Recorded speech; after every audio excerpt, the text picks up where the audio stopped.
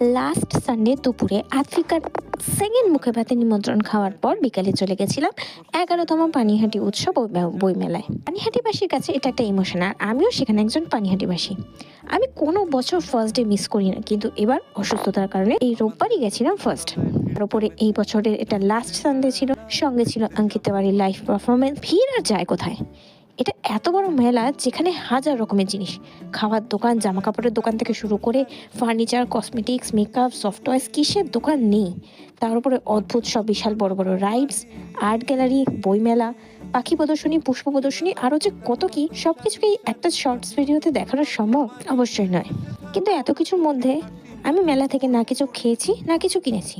খাইনি কারণ আমার স্ট্রিক্টলি বাইরের খাবার বারণ, আর কিনিনি কারণ পানিহাটি মেলায় আমি প্রত্যেক বছর লাস্ট দিন গিয়ে যা যা পছন্দ হয় সব কিছু কিনি। একদিন অসুস্থতার পর একটা গোটা দিন খুব মজা করে কেটেছিল, তাই তোমাদের সাথেও শেয়ার করে দিলাম।